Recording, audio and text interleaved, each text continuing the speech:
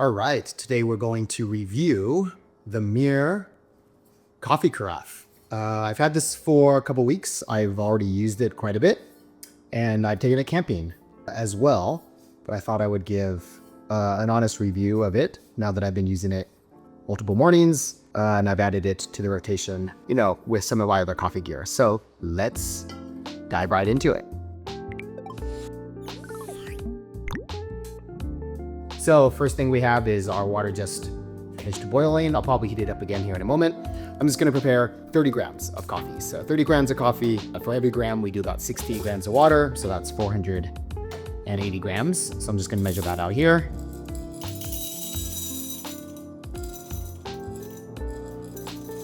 And details of the coffee will be down below in the description. I'm also storing the coffee beans in the MiiR coffee canister, which is pretty interesting. It's a little bit different from the Airscapes that I traditionally use. And give me a moment while I go grind the beans. All right, so I just ground the beans. Because this is a carafe style, similar to a Chemex, when you get down to the last couple hundred milliliters of water, it has a slower of a drain, so I use more of a coarse grind compared to a traditional pour over. So I'll give you the information about my Kalita grinder as well, which I brought directly from Japan.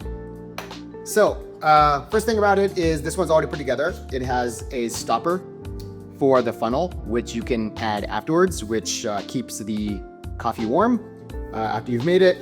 And the funnel part actually screws right off. So you don't actually apply standalone funnel. It's very similar to a Chemex where it's all built in one. You can actually buy MiiR carafe specific filters. I actually am using those right now, but it advertises that you can use any carafe style filter. So first I'm going to give it a traditional wash. So the container. Let's go ahead and start brewing. So beans in. So again, that's 30 grams of beans. I'm gonna zero it out, and I do about 60 grams of water first and let that bloom for about 45 seconds. All right, so that's about 60 grams of water. We're gonna let that bloom for a little bit. While that's blooming, a few things that I can note. You can tell that this is already a pretty tall system here. If I'm brewing for multiple people, I would use just a regular glass coffee carafe with pour over drip funnel on the top, or I would pour directly into a cup if I was only making for a single person. The reason why that's important is now let's talk about height. First thing I notice is obviously if I'm pouring into something more this size, I don't have to raise my arm as much. It is a noticeably taller system compared to other coffee setups. So if that's something that's going to bother you later on, or if you're an extremely short person or your countertops are really tall, you might feel a little bit of a different aesthetic in your arm while you're pouring the coffee. So that is something I did notice right away when I started to use this. So while this is dripping through, from an aesthetic perspective, I love the matte black of both the carafe itself and the canister. I was actually debating getting the MiiR kettle. I might invest in that a little bit later, but I had this black one already, so I'll continue to use this for now.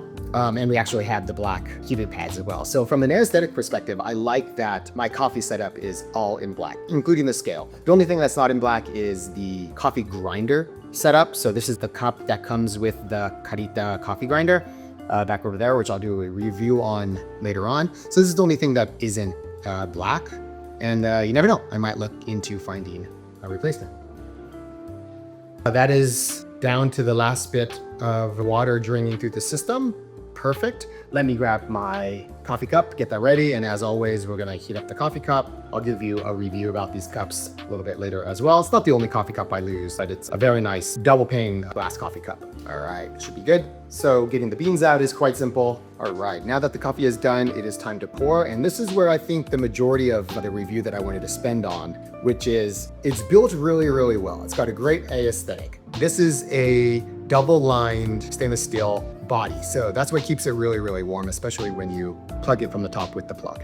However, the cylinder part itself and the part that screws in at the top is not, which means if you hold it a little bit high, that gets pretty warm pretty quickly. It's not hot enough to the point where you can't pour the coffee or you're gonna burn yourself, but it is noticeably warm. And as soon as you are done making the coffee, if you go to pour it immediately, maybe you are getting a little bit close to the point where you might kind of burn yourself, especially if your thumb or your fingers touch the part where the coffee pours out, because you're constantly reheating that by pouring the coffee through the spout. So yeah, overall, it's great feeling in the hand, keeps the coffee warm for a very, very long time. I guess the only points that I would say for you to consider are, one, again, the overall height of the system, especially when you add it on top of the scale, and the degree in which you'll need to lift your arm up to pour, even considering that the carafe style filters add a little bit of height. And then number two is when you're pouring, this part gets a little bit warmer than this part, right? So just be careful if that's something you're looking at. Oh, and one thing I completely just forgot to do is, because of the wonderful design, it allows you to stir it up really, really well by giving a little shake, a little stir before you pour your coffee, which I forgot to do. So yeah, you can feel free to roast me in the comments. Washing wise, again, I'll skip to that here in a moment, but first let me have a sip of my coffee.